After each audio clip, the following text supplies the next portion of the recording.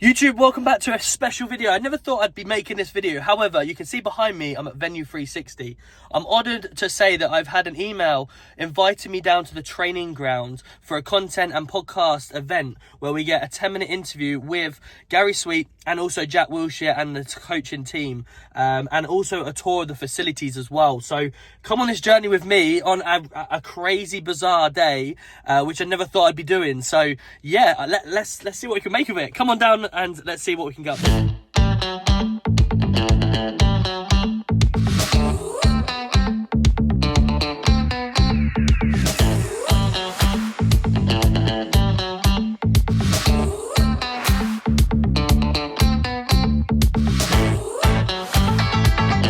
Well, here we go. We're in the gym, as they call it, and impressive facilities. You've got all sorts of equipment here.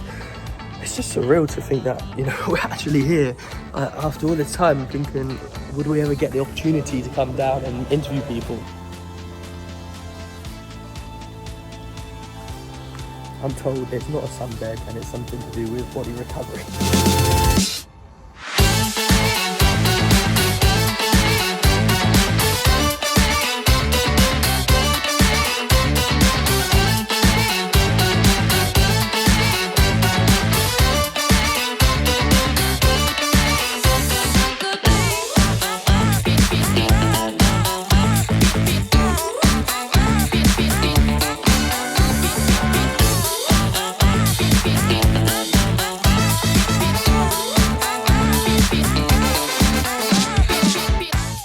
Well, I mean, that is a lot of boots for Alex.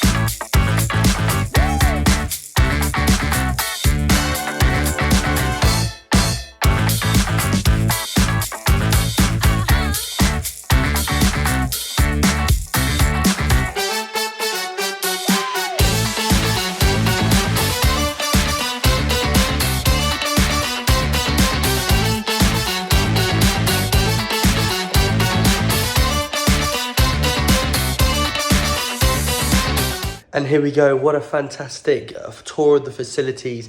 It really does show how the club has come so far. You know, Ely Way, when they were in a porter cabin, and I was quite lucky to go there as a referee when I was a lot younger as well, see the facilities and stuff like that, and to the transformation it's had over the years is incredible to see. And you only get to see it on the small little videos, to actually be able to tour around it and to see how actually big it is and how fantastic the facilities are is amazing. So now let's get into some interviews with the coaches, Jack and obviously Gary, and see what they got to say. Tim, for the people that are watching that don't necessarily know much about yourself, you come from Arsenal and you were there for a long time in the facilities side. We can see obviously today we're in fantastic facilities, especially, I don't know, obviously when we come from Ely Way, there was just a porter cabin. How important is your job with the facilities and what does it entail? When I first started at Yeah, Arsenal? absolutely. Then, so when I first started Arsenal, I went for a job interview at 16. Yep. And it was to do with the facilities department there. So it was to do like all the jobs you'd imagine a 16-year-old doing, sweeping the dressing rooms, all the jobs nobody wants to do. Absolutely. So with that job, what actually, and I suppose now looking at how it benefits me now in my career, is that when you're in facilities, you actually you have a link in with every single department, because every department is involved in, obviously has something to do with the facilities there. Yep.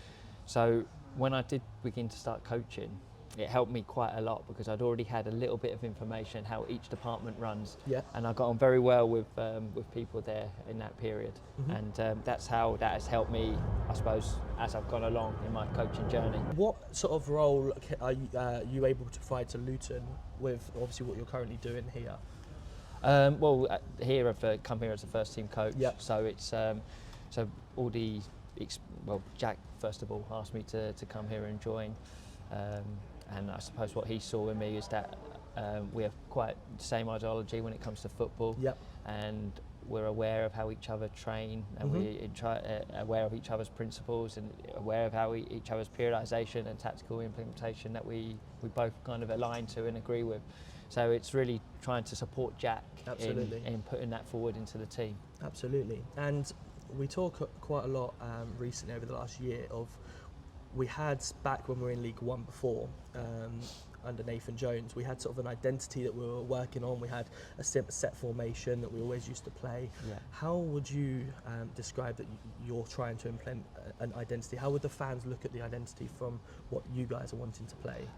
Well, first of all, when one of the things that was what Jack wanted to kind of install back in the team, because he came here, I think he was training with the team when Nathan Jones came here, and he actually talks about that. That was probably one of the first times that he realised, I'm not sure I can handle this intensity anymore at his career. So that is certainly one thing that historically has provided a good base for this club going forward. So, well, knowing how Jack played and under what managers he played under, you can imagine that he wants to have a lot of control in the game. Yeah. So that is I suppose the overarching theme of what we're trying to produce here. High pressing team, team with a lot of control of the ball to and be more dominant than the opponent. So that's what we're trying to implement, and obviously it's little by little how we get there. And then, do you know what? Something's changed because you've got players here that maybe we see certain things in them and think, right, this suits these certain group of players, that maybe will change a little bit to suit them rather than just you do this. We'll watch them and we'll review everything and we'll see if there's anything else that we can change depending on the players that we've got. Yeah, absolutely. Yeah. And the final question I'm going to ask, what does the day-to-day of a footballer on training days look like the time they come in? Because obviously it's 4:30 now and we still see some of the players here. Is there set times they have to be? Yeah, so generally here I'm pretty sure it's 9:30. Okay. And then we start training at 11.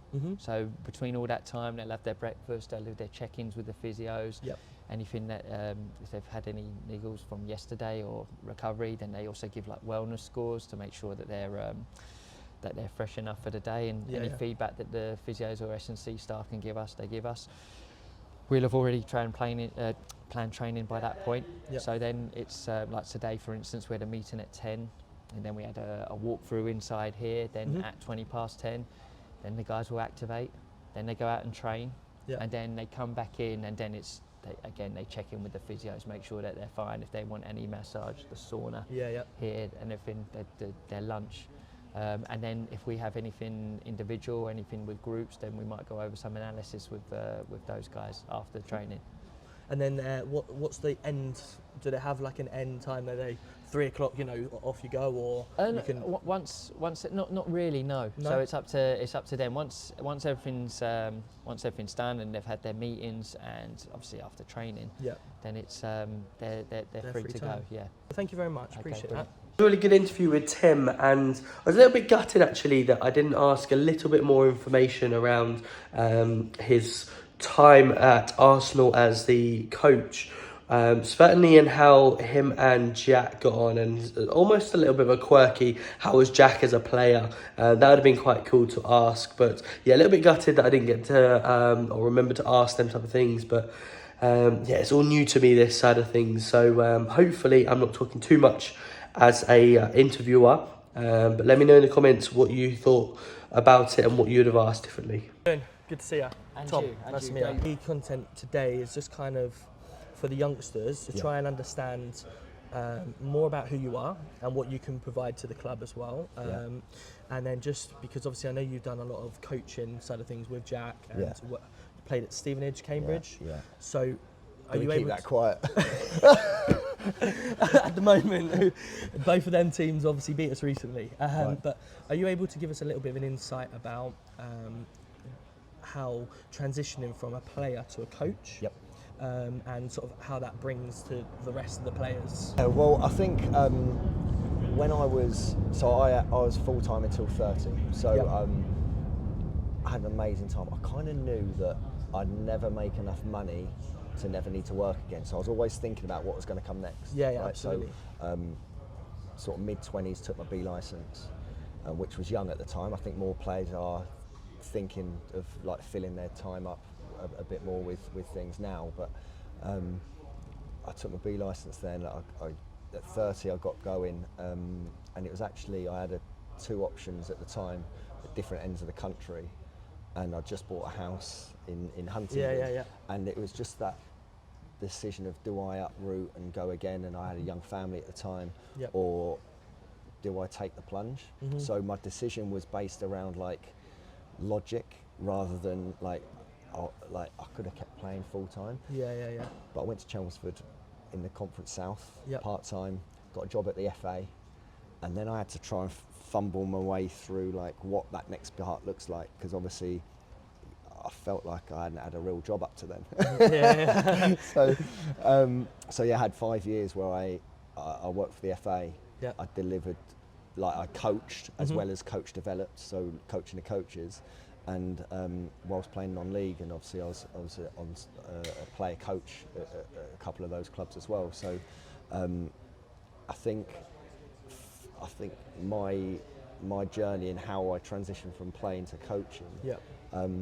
I don't know if it's normal or if it's not, it's just mine, and I think all players always have that in their head about what it's going to look like. Yep. And obviously depending on what level you played at, how much money you'd made in the time, depends on probably the decisions you can make. I wasn't fortunate enough to have like any money behind me to be able to just pick and choose, so I just kept my head down and got grafting. Yeah. I suppose when I found myself, I went to Lincoln City, had a great time there at a club that was really like on the up, and I was part of something special in terms of like the growth of that club, and then went into a role with the PFA where I was supporting the elite, so I was looking after people like Jack that had played at the very, very top of the game, and was then part of their transition from what I am now, but where do I want to get to? And I think without realising it, through going for it myself, I was able to support them, although the level and the opportunities look very different. If they play at the very, very top level, I've quickly realised they're open, the opportunities they're given are often and incredible, but without knowing where they want to go, they will make bad choices or they'll take the wrong path. So I suppose just being really, the way I found best to work with players and people like Jack was just to be really open and honest, and always thinking about what's best for them, rather than I think around those top people always want stuff from them. My role was to give to them, try and support them, try and make them better.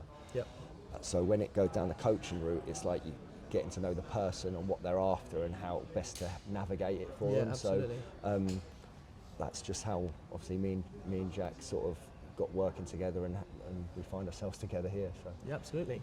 With outside work from where I come from, if I want to progress and do more things, my work is able to provide that for me. What's it like at clubs if a player wants, they get to their 30s and then they want to look at the coaching, because obviously Jack's still young, and a lot of players are still playing from there. What's it like? Are clubs very good at giving them coaching badges to go and do, and how do coaches help the transition stage from a player into a coach or retirement life almost? There's a big shift, a big difference in the however many years it's been now from when I finished to now. So I'm year 13 coaching. I'm 43 now. I finished at 30. I went through the transition from 30 onwards. Then it was almost like you did your badges. When you finish playing, you start your badges. That was like the mentality. I'm going to play, then I'm going to think about it later. Whereas now, look, the PFA do incredible work. The business school, the coaching strand, the education opportunities. So with obviously the more options, it's matched with like players think about these things earlier. So I didn't find that it was all the old players coming on courses with me. Some of the high profile lads, they're like right in the thick of it and in the prime. Then they're already planning on what's next. At all levels of the game, all the way through the leagues. The average age of lads that wanted to start coaching was much younger. Even I'm using coaching because that was the department I was in, but I know that the business school's gone crazy for people taking the university courses, and the different sort of pathways within it. So now I think players are far more clear on what they're looking to do and starting to build earlier than they've ever been before. Now, is that for all? No. I'd probably say in terms of just general society, some people have it in them to get cracking and thinking about the future, and some just fly by the seat of their pants. No, so, absolutely, yeah. I don't think footballers are any different in that. I just do think there's opportunities for them if they want to get cracking better than there's ever been. Do you think players that want to transition into coaching, or does a coaching badge early, become better players for it? Without a shadow of a doubt. Yeah. Without name dropping, Granit Xhaka, who started at 29, openly talks about how much better he is in his last couple of years at Arsenal and since, because he started his coaching and he thinks about the game and understands training and what the staff are now doing far better than ever before. And I think players that have that way of like being hungry to learn and really engaged in like the tactical side of the game and thinking about coaching, it's a bit of a no-brainer when it comes to wanting to get coaching for that benefit.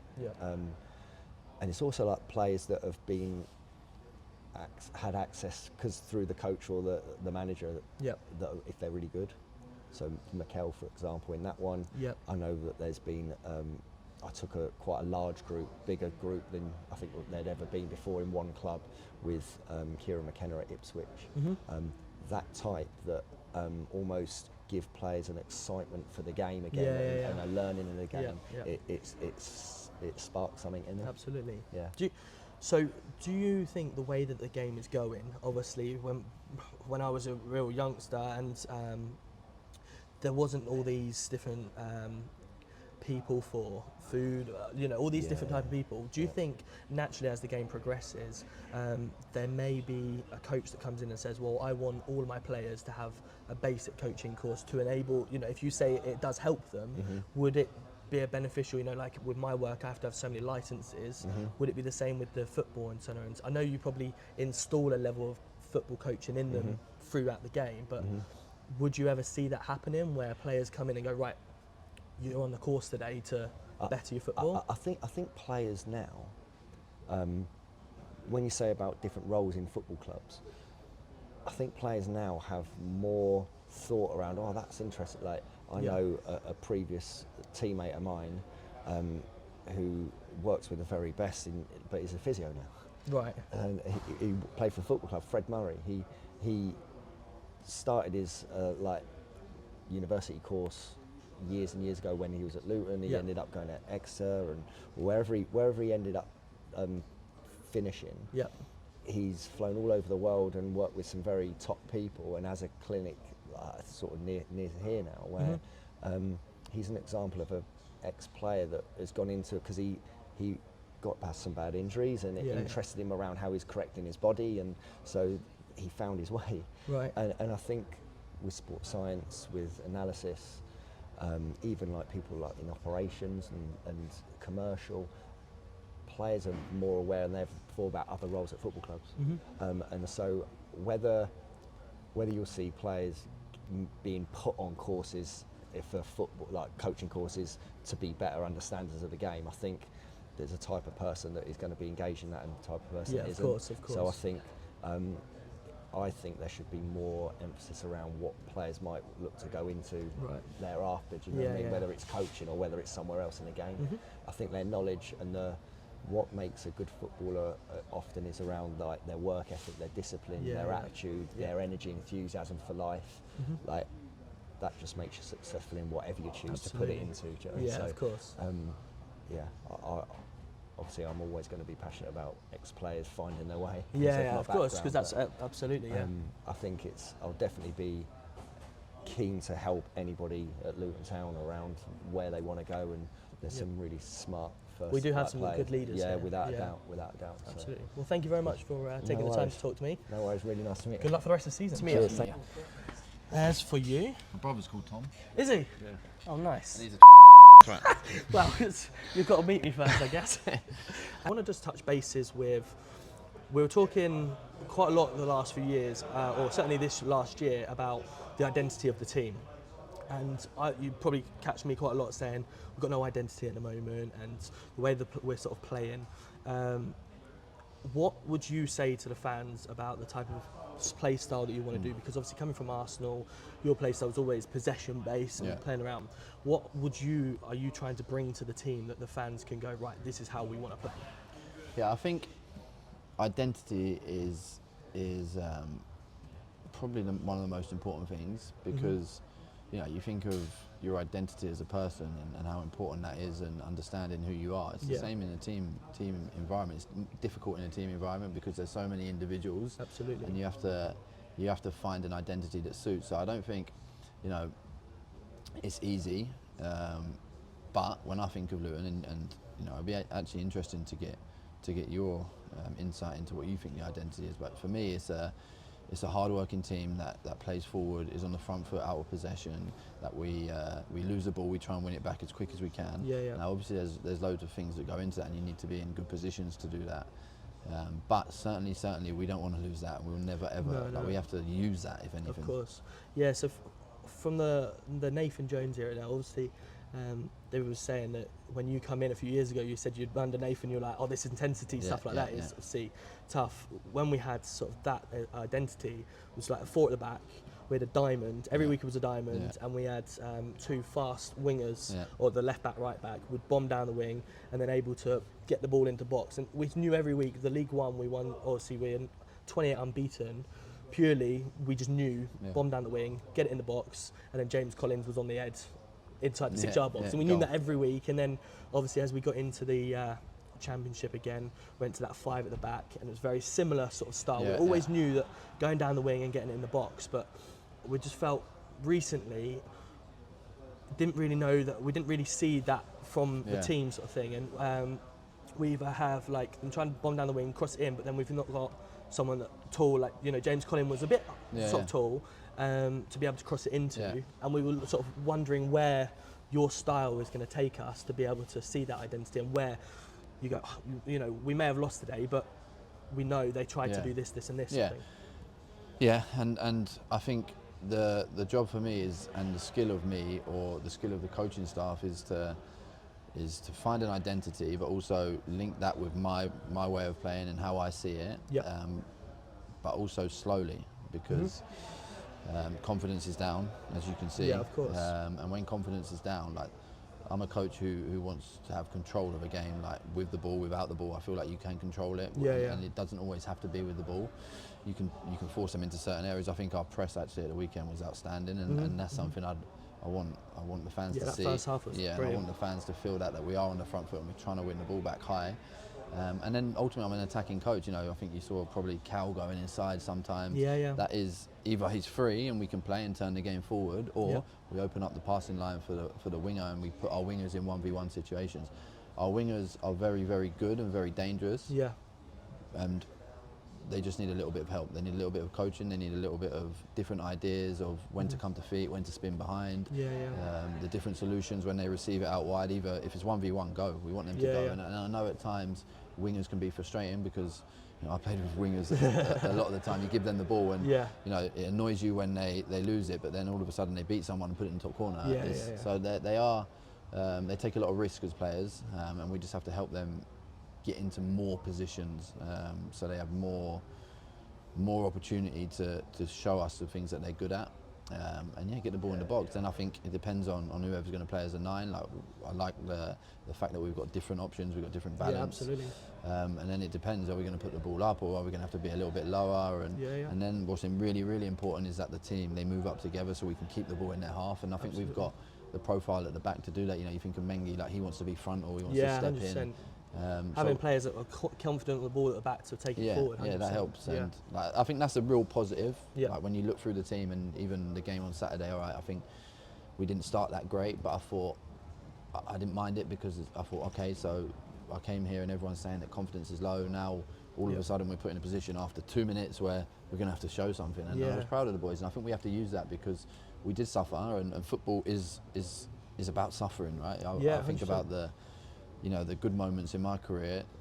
100 times more was the suffering moments, the tough moments.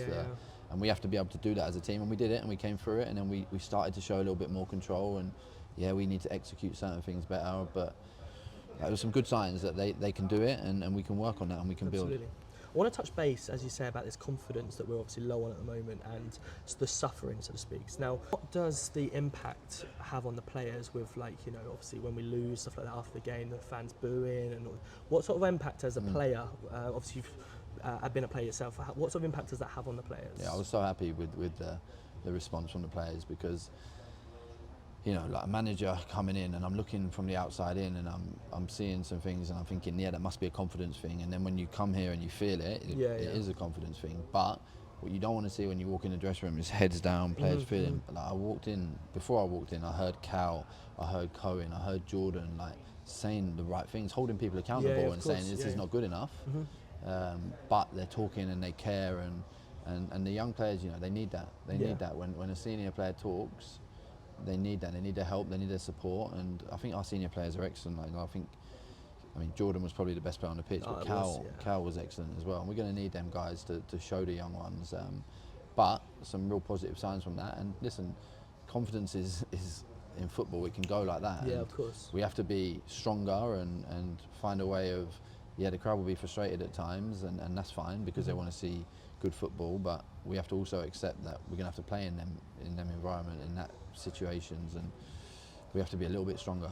Being obviously a fan that's in pretty much every home and away ends at every game, obviously we started this lap of honour years ago when we were winning 28 in a row, etc. Obviously over the last sort of couple of years, we've obviously had more of a negative from the crowd, because obviously the performances, stuff like that.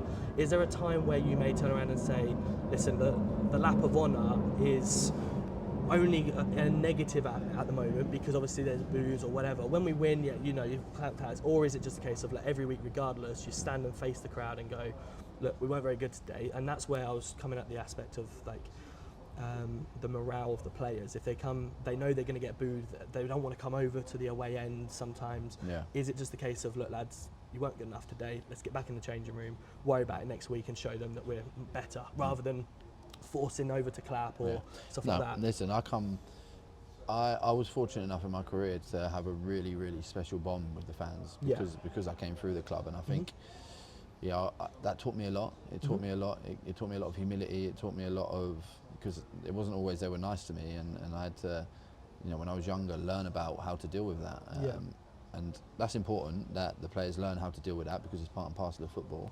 But we also have to respect that the fans pay their money every week, and of course, and they're a massive part of the club, and especially this club. And like, eventually I'd like to get to a point where the Kenny is like a fortress, and why not? Like, absolutely. I said it to the guys, like, I walked in there, and like, I know we're building a new stadium, it's going to be amazing, but like, while we've got this old bit of history, this traditional ground, like, not many clubs have that. No, let's use it. And of course at times the fans will be frustrated, but I know what that taught me in my career about fans is that they want to see, like, shared behaviours. They want to see you be aggressive. They want to see you try and win duels, and they'll accept if you give the ball away, but then you try and get it back. Yeah, absolutely. That's the message that's been to the players, and we have some really, really good characters in there. And one thing I can say to the fans is, they care. They really care, and they want things to get better. They know that the club is not where it should be, and they feel responsible for it. They're not the only ones that are responsible for it, but we are now responsible for trying to get us back to where we should be in the Championship, and that's the target. At our club in history, we've had quite a lot of injuries around. We've still got players that are coming back from injury, or we sometimes have players come into the club that need a little bit of time to get in. Always one to prevent, but also, what is it like to a player to deal with an injury? Yeah, to deal with it is tough. You come in, the players will come into the training ground every day. The injured players will just stay in here. What will happen then in the day is the fit players will come in, they'll start to do a little bit of gym to get ready for training, then they'll go out and they're stuck on their own in here with the physio. So that's a tough place to be. I feel like I can help the players with that through my experience. But ultimately, you're right. We need to find a way to keep the players on the pitch. We need our best players available. I feel like there's things you can do. And listen, I need to also there's some really good physios here, and there's some really good processes here, and you know, I feel at times we've been unfortunate a little bit, but now we need to really look at it and really sit down and work together, and me use all of their experience and be led by them. But I'm also very passionate about what a player should do on the training pitch, what the player should do in the gym, how they should eat, how they should sleep. So we need to improve all of that, and hopefully we'll keep some players on the pitch. Yeah, absolutely. And obviously we do get quite a lot of injuries in the training side of things. I know previously, a couple of years ago, it was identified some of the pitches need relaying and stuff like that. What does it take or how does injuries in training come about more than on the pitch sort of thing? Because obviously a fan sits there and goes, oh, brilliant, everyone survived the pitch, and then, oh, we've now got someone else injured on the training pitch. How does that... Yeah, listen, injuries happen, right? But I think what we need to do, and what I want to do, is really sit down with the guys, the physios, the performance team, and really start to plan, because we know when the games are. We know there's a lot of games. So if we know that and we have that context, then we need to adapt something somewhere while still getting the work in. And that's a slow process, right? Because you can't come somewhere and say, right, you've been doing this, now we're going to do this. And like, players need time to adapt, and you know. Also, from my experience, players want to be pushed, and we have to find the right balance of, we want to push them to improve, but we also understand that Saturday is the most important. Absolutely. Thank you so much, obviously. Tom, thank you very much. Appreciate it. Well, thank you very much for obviously chatting to me today. Obviously, you've got a real extensive playing career. Firstly, I know you've spoken about it before, but can you talk to me about how you and Jack come together, the bond that you two first made, to how you've got here today, so to speak? Yeah, well, it's I mean, we knew each other well enough, and we had some really good chats last year. He was at Norwich, I was at Sheffield Wednesday, and you know, his knowledge of football, don't be fooled by his age. Don't, you know, he's football bright. He's got a real intelligent mind for the game. Yep. And I think that stems from a lot of things from his career and the coaching that he would have had, especially from Arsenal, but also England. Yep. But then also just in his short while of coaching, he gets it. You know, from my experiences, you know, I'm seeing someone who understands building a team, coaching a team. Will he need help in certain areas? Yes. You know, he's very open in that, which I really like. You know, it's a real good trait. Actually, he says, I don't know everything. I can't. No, of course. So that's my role. That's your role. Partly. I mean, Tim and Bridgie, real coaches. We all understand. And Kev Foley, you know, Kev's involved, and you know, we like that there's that Luton link. Yeah, of course. Someone who played here and obviously coached here. But then when sort of Jack was being interviewed, I think, you know, the sort of makeup of the team, they wanted someone who had experience. That means I'm old, but had experience of managing League One, Championship. I've played in it as well. Yeah. And you know, timing was right that actually, I could do it, you know. So I've come in and really enjoyed, you know, 10 days we've been here. Yep. Result didn't go away, I get that. No. But I like what I see with regards to the planning, the organisation of everything, the facilities here, our way of working as a group. We can see already how it would work, which is really important. But you know, ultimately we've got to win games, and it boils down to the football and match day. Yeah, absolutely. You know? So I spoke to Jack regarding the identity and how he thinks that we should match up. I want to ask you about the dressing room. What is it like? What, the size of it? Well, it's not that big. We know what it's like at Kenilworth Road. We might find that one out in a minute here, but obviously it's very important to have characters in there, isn't it? Like we obviously brought Cal back. Jordan Clark's a big character. We previously had like Pelly Ruddock, who'd been here 10 years from the conference, and obviously we're sad to see him go. But we knew that if anyone could put a Luton inside a player, it would be that type of person. Yeah. Are you able to give us an idea on who them type of players are now, or? It's a really good point. But I mean, it's hard for me. I've only been here 10 days, Yeah, of course, and we from what are we've actually seen. trying to get to know them to go, you know what, he's one who will lead. I think we've got some here. Mm-hmm. I think sometimes people forget what big characters have gone. Yeah. You know, so you mentioned Pelly, Yeah. who from afar I'm like, you know, he's played in every league, the only player, isn't he? To play there's any player that's five gone up divisions with the same team. club, yeah. You know, Tom Lockyer, Carlton Morris. You know, straight away I've given you 3 names there. Absolutely. That are just wow. You know, just wow. Yeah. You know, when I look back on their leadership, their character, their courage, in more ways than one, you know, with regards to Tom. Yep. So now Cal's come back. Clicker Jordan Clark is someone Brilliant. you can look at. Yep. James Shea. Yes. You know, we've got some experience and leadership of guys that know the place. Mm-hmm. Equally, it's a newish squad, you know, and I think that's sometimes people don't realise. It's a new squad that actually are trying to find their way not only as a player, Mm-hmm. but as a Luton player. Yeah. Bit different, you know. I'm you know, recognising it's a unique place. You know, I played and managed what I see as a unique club in Charlton. Yes. And it was always the sort of character that you brought in. Mm-hmm. Would they understand what this club's about? Same here. It's exactly the same here. So I'm understanding straight away Luton Town fans want players that represent them, represent this club in the right way. Absolutely. And we have to find that, but we also have to get it out of them.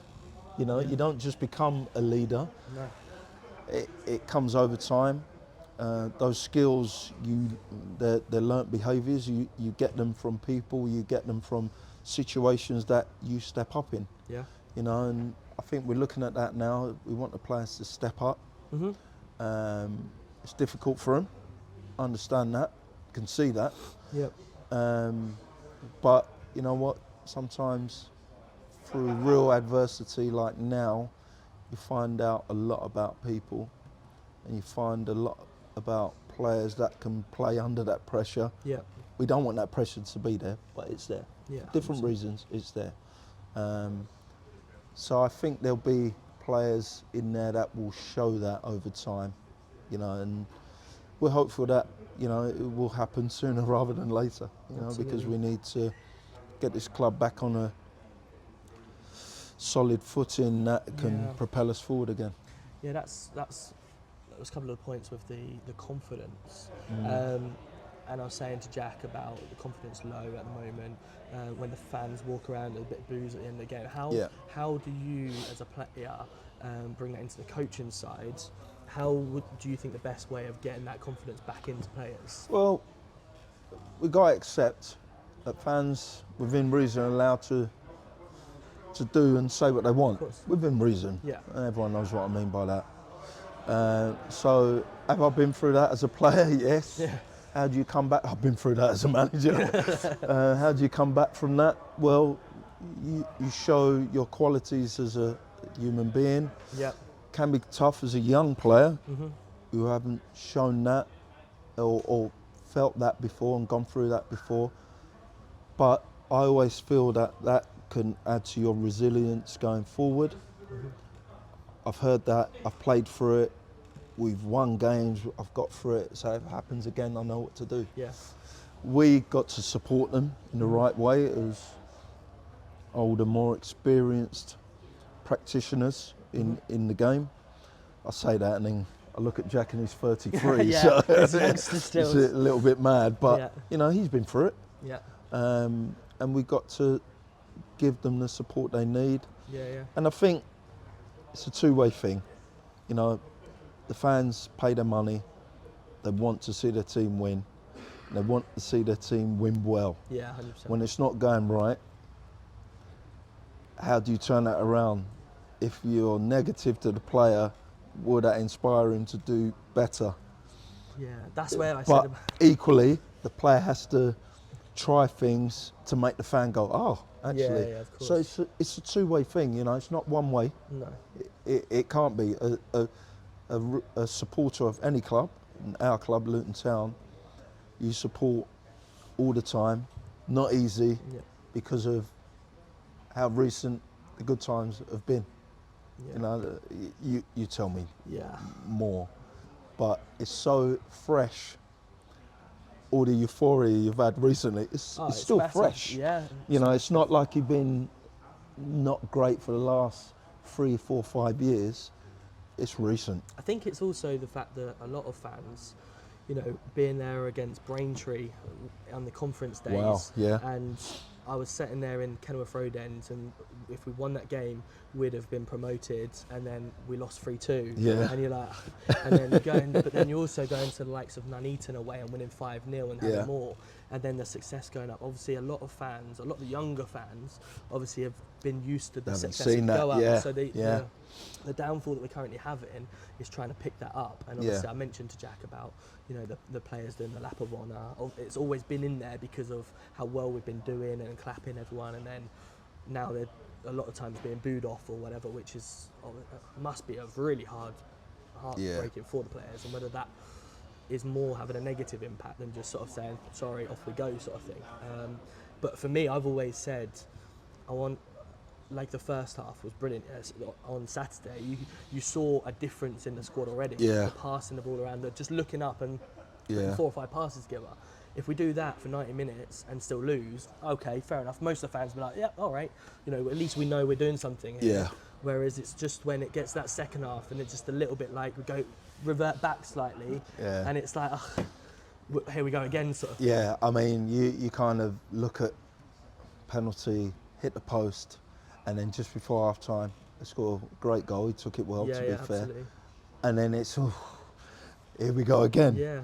But I would say to you, you said something really quite telling there. You was here against Braintree. We lost. Yep.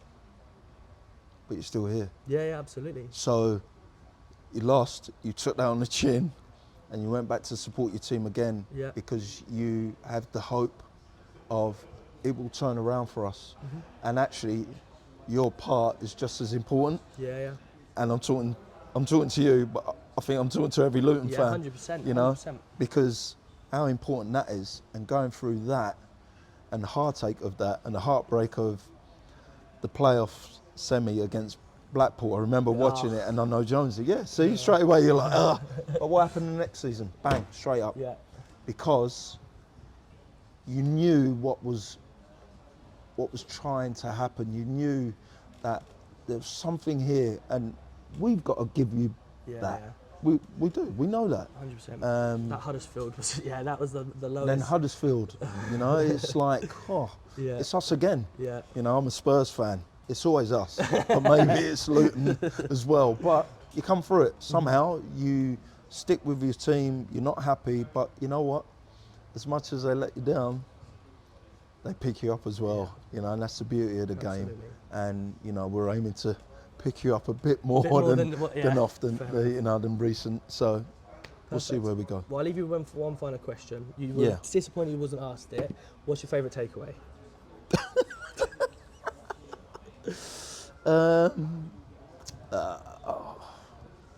I was going to say giggling squid, but there'd be people going, what is that? That sounds a bit squid, posh. Yeah, it's Thai. Okay, Thai nice. food, it's a chain. No Nando's. Yeah, it can't fail with me. No. If you got me Nando's, you can't. Fair enough. Well, thank you so much. Top man. Appreciate you. Thank you. Right, small disclaimer, and this is completely my fault. For some reason, when I plugged my microphones back in for Gary's interview, it just didn't seem to pick up. I tested and tested, thought they did. For some reason, it's not picked up. It's only picked up the microphone from my phone. So that is why the quality is a lot different and a lot worse. So there is certain bits of this interview that you're not going to be able to hear as very clearly. But I've decided to put it in anyway. I went to Gary afterwards, and Gary's brilliant. I literally said to him, Gary, my microphones didn't work. I'm really gutted. He went, don't worry, Tom. Look, if you want to do another interview another time, or give me a call and we can do do something, we'll arrange something. And, you know, fair play for saying that firstly. I think Gary has been brilliant with me throughout the time. I've asked questions along the way when I'm vlogging. I speak to Stu and ask if I can do this and this. And I've spoken to Gary as well, and he's keen and he likes the videos that I do. So yeah, I think, I'm just gutted that the microphones didn't pick up, because some of the questions and the answers that, you know, I wanted to ask and I wanted you guys to hear, hopefully you guys can still hear it or make out what's being said. But yeah, watch the video, and sorry for the audio. I want to just talk really about, firstly, Pal Court, because as you know, I do a lot of videos. You do? I'm trying to show people what they can see other than jumping over the fence to see it. Yeah. So first question is, how's it going on? Are we on schedule then? Maybe is it? We are on schedule to complete to play our first game in August 28th. August 28th. August 28th. Okay. And we are absolutely on schedule. It's all going well. Yep. Projects of this magnitude and size will have problems daily, weekly, challenges monthly, things to overcome. Yeah, absolutely. But we deal with those really. I think with the wider team, we've got a lot of people. I am kind of like an authoritative observer, right? I've got no qualifications in that market, but look, I know business, and I know budgets, and I know house and all those things. Yeah. And over the last few years, I've actually become quite knowledgeable about some of these processes. Yeah, I've learned a lot from Europe and student. But what I do know is what makes a football stadium like. Yeah. And what makes this football stadium really. And this, once it's built, this football stadium is going to be very different, very unique. Yep. It's not going to be a Me Too stadium like you see everywhere. Of course, yeah. And that's one of the reasons why we are involved so much as a club, because we are maintaining the principles of those design features. And it's going to be amazing. Absolutely. And we all saw back many years ago the progression. Let's go from 17 to 23 and then to 25, etc. Now obviously we did really well, and we decided, right, let's go straight to 25. Have you ever thought, because it's not started yet, have you ever thought in your mind thinking, right, shall we revert back slightly with that, or has it always just been 25, get it sorted? Of course, we check those things whenever there's opportunity to look back forward, etc. But I've had people, when we went to 25, I've had people say, "Oh, it's too big." I've had people say, "Oh, it's too You can't please everyone." and actually, if you look at where we are at the moment in these figures, at Kenilworth Road, even with the recent increase in being cast, I think we are about something from bottom of the League One in terms of the scale of where that stadium sits. Yeah. Power Court puts us about 17th or 18th in the Championship. Right. So if you think look about it, of course, where does our ambition lie as a football? It's higher than 18th. Yeah, of course. Yeah. So we really, I think the way to think about the stadium, the way we regenerate revenue, which isn't just about tickets today, it's obviously about a number of other things. It's going to be a multi-use function, multi-venue. Yeah. The way we will generate revenue will put us higher up the scale of 17th, 18th in the Championship, so we can compete. So this is all about ambition. The other reason why we went really to 25 or straight to 25 rather than only 17 first and then got 23 events is because that saved us overall around about 45th million. Wow. Yeah, so it's a big man. Yeah, exactly. It's a striker. Well, I wish it was. But here is the other thing. That a lot of our research, an awful lot of research about our potential failures, suggests that we can get, not necessarily League One. Look, not many can in League One. The dormant support base that Luton as a football club, also the potential support base of Benson, is much greater. Of course it is. And I think it's both. Power Grid is 25,000. Because I think it's a good optimal balance. I think it's the right number. Mm-hmm. It shows ambition. It's about the biggest we can build at this stage in that location. Yeah, of course. Can creep a bit. Yeah, but biggest at this stage in terms of all the traffic requirements and everything else. Yeah. And I think it just befits us. we do need. I think we really do need to. Yeah, absolutely. And hopefully we can do that this year. Well, I'll say it again. We don't need to. If Power Court, in terms of its budgeting and construction, is a completely independent business model. Right. It goes in independent. But once we get there, then it doesn't become completely independent because it feeds more money into the football. Yeah, of course. And our playing budget will go up once for income because the income will receive. And that's what people put their focus on. Well, ultimately, the more you spend on us, that's a team we have. Yeah. Sound logic, easy logic. At Kenilworth Road, we're always going to be issue. I think I'd like to touch base on, because I know there's been a lot of people talking about all the money that we got from the Premier League has gone into Power Court and we don't spend enough on players and all this and that. But obviously the cataract to that, or the counter, is when you look at some of the recent clubs that have come down from the Premier League who have spent hundreds of millions and have still come down in the same year. And obviously I think most fans realise, got to the Premier League, it's a one-off, we'll probably may be fighting to come back down or stay up. So how much do you spend and potentially waste to then have to recoup it later on? So what is it, as you just said, is there a complete separate budget then, you say, from the Power Court? Yeah. And has any of the Premier League money gone towards the Power Court? Has it just made it... Absolutely, and it was always the intention. If we got to the Premier League, and a big chunk of parachute money, and actually some of the initial funding we got, would go towards Power Court to help us. Yeah. So what that did was enable us to go straight to the 25,000. Yeah, of course. To lose that massive £50 million additional cost to get there. Yeah. And think about the disruption as well. Yeah. So think that if we had to rebuild a stadium during the course of the season, disruption. Yeah, well, of course, massive. So yeah. it really helps. See that already in Lincoln and stuff. Exactly. Not Lincoln, Wrexham and things like that, don't they? So it helps us get to where we want to get to quicker. Yeah. The question I guess you're asking is did that affect the amount of money that we actually could spend in football? Yeah, it did. Absolutely it did. Because, every single team, every top, and then move to the new stadium, you have to go through pain on the pitch or pain with your budgets in order to get there. There's no football club that doesn't. No, of course. So we have been going through. Yes. And I say pain. I think I know there's awful scrutiny around recruitment because performances are great. It'll always be that. If performances aren't great, it will be recruitment. Yeah. At the end of the day, what our recruitment team does really well is get good and bad. Yeah. They don't have massive budgets, but they have spent money. They have spent money. The objective here is actually then that we can actually make money for our players. We've done that throughout history, haven't we? We have, but always. Yeah. And not as well in our 10 years we maybe should have. So now I think we're on the local where actually we are genuinely doing. We're moving up the scaling process.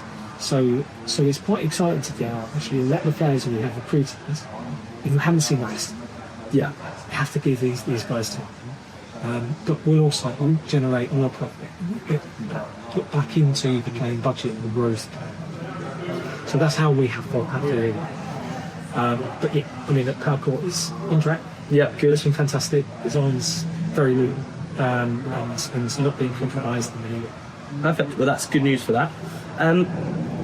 With obviously the Premier League, stuff like that, is there anything, I know it's probably quite a hard question to answer, but is there any, if we were to get there again, would you do anything differently?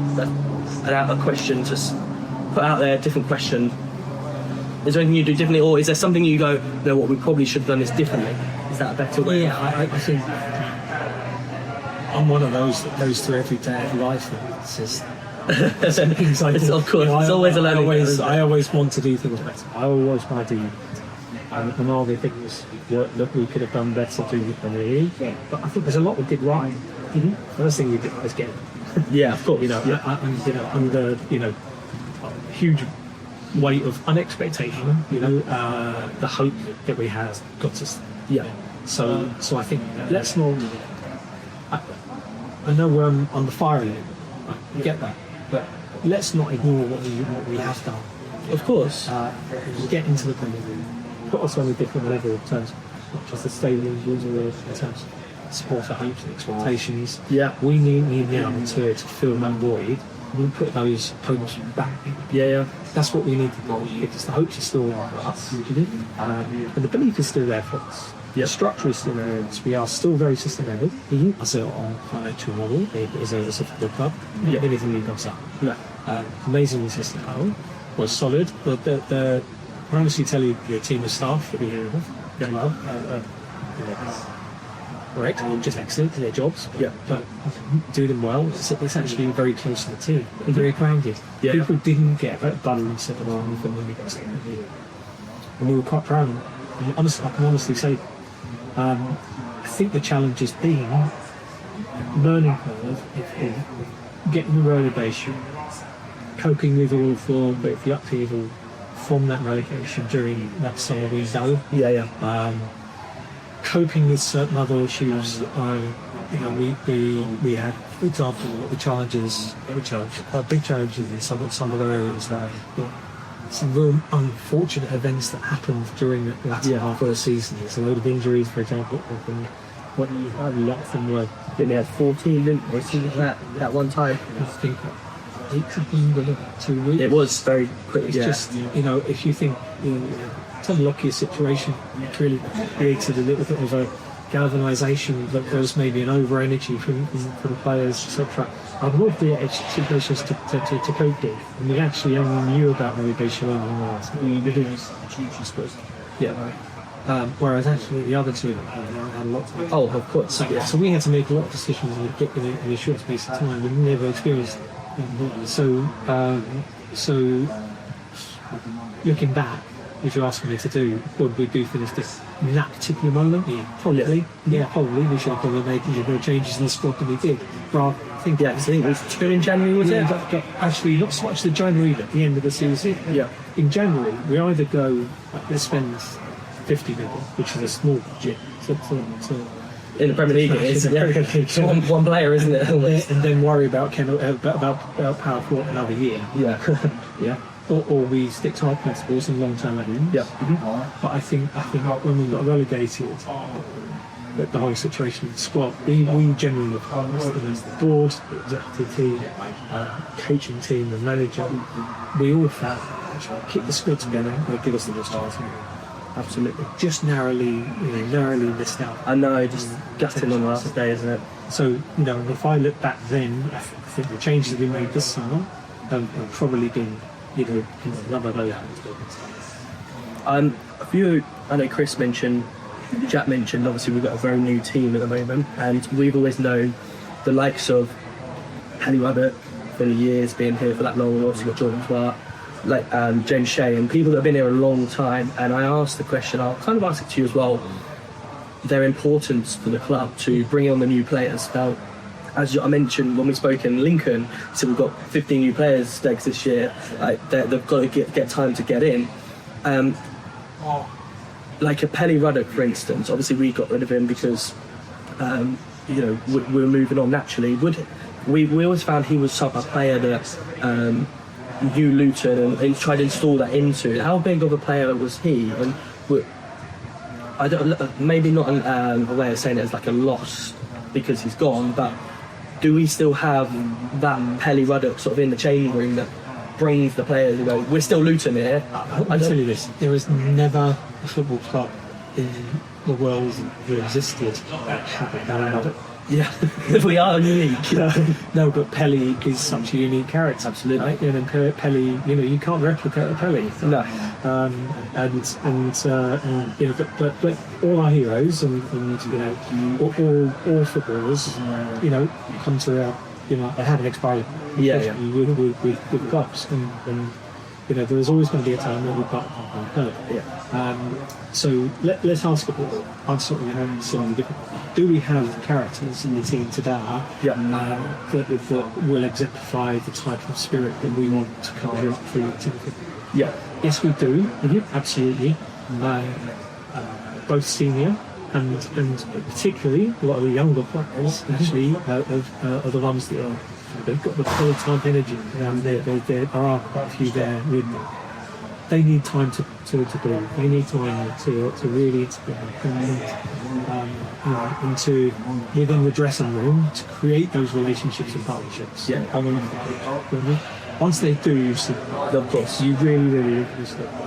You've got some fantastic players, fantastic characters. Every single one of them are great human beings. Yeah. Honestly, I tell you that because it's one of our prerequisites. Once they grow in confidence, this is ultimately the biggest issue at the moment. Once they grow in confidence, you see the character. Yeah.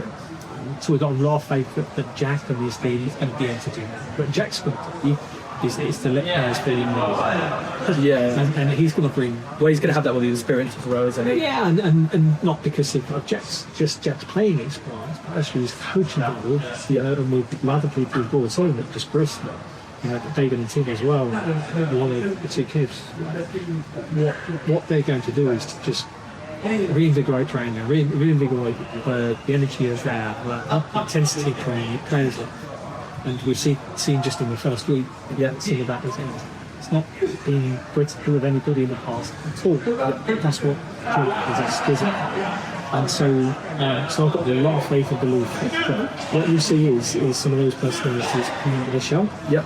And partnerships being formed in the pitch.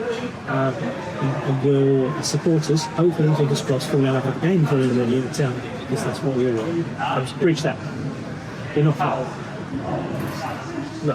Obviously, when we're talking about these changes and stuff like that, even just like today, we've none of us have had this before, so bringing in people outside to experience it as well, I think that is a real good experience and a real good progress, so to speak, to see, and allowing you to tell your story from different eyes. Yeah, well, look, I mean, I think communication is one of the areas we've been rightly criticised, and none of us are hiders. Well, actually, some of us are a bit shy. Some people are a bit, like the whole Premier League period got the whole club and all individuals in the spotlight. Some of it contractually, you had to do it. So I think on our rise, we were very proud people, right? And we spoke freely. On the decline, I think we should probably spoken more. I understand that as a football club myself, we should have probably spoken more. And I think we were also stuff.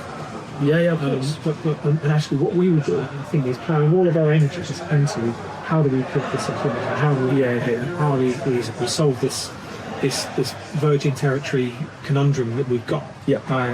And frankly, we probably haven't quite done that well. But I think that period is probably taught us so much that we kind of think we know what we're doing. So we haven't quite started to doubt that roller coaster ride. So we're doing its direction. Totally. Well, we saw that in the first half of the football on Saturday. So we've got to keep seeing. To be interested in this fragility, where one goal goes in against. We reverse the same. Our players doing this, and they've done everything they can, and done, and then the heads go down. We have to just, put a stop to that. Somehow, supporters get their role to play. Absolutely, And we'll really ask them. Well, we have asked what they all thought, so how we can help, and hopefully we can do that. So, see a positive start. Thank you. Thank you very much. Cheers. And there we go. That is the full video of the tour with the content creator team. Firstly, I want to say a massive thank you to Luton Town. It's the first ever time they've invited us down, and it's really nice to see and real honoured to be able to invite it down. Everyone there was really friendly, really nice, and genuine people, really. Obviously, everyone sort of paints a picture behind the scenes. The communication, as Gary was talking about, they may not have been as good as they wanted to be or should have been. However, this is a step in the right direction. Even Gary come up to me and said, if the audio's not great, then please let me know and get in a call or whatever. Stu was brilliant and letting us know what was happening, and if there's anything else he could do. Everyone was really attentive, and Ben obviously orchestrating it and everything like that. So massive shout out everyone that was there. Firstly, hopefully they've said that we can do more in the future, and this is the communication side. You guys get to watch all of the Luton Town stuff and maybe the push what they want to see, but having us tell our story and tell our side of views. It really does help, because there's tens of thousands of people that watch all of us collectively, and you guys get to see that on a different side. And hopefully if we get an opportunity to go back, we'll be able to do stuff maybe around Power Court more, or behind the scenes stuff, because Jack is a fantastic man, obviously slightly older than myself, but he got a ball out midway through the interviews and just started telling us to kick it, and he was like, come on then Tom, take me on and stuff. And I was actually like playing football with Jack Wilshere, which is crazy to think. And I think just it was a real good event, and hopefully I can showcase that more in future. Now obviously I do the type of vlogging stuff, so my interview questions are very long-winded. I'm certainly not taking BBC Three Counties out of a job for the foreseeable. But if you did like today's video, make sure you smash that like button firstly. It is a longer video, so if you have managed to stick on and watch the full of it, thank you so much to everyone. Really hope that we can do more of this stuff. And yeah, I'm really excited to hopefully see how things are going, because this is a positive step in the right direction. So make sure you hit that subscribe button, and we won't be on Saturday, we won't be on Tuesday either, but we'll be back on the Friday night for the cup game. Thank you, take care.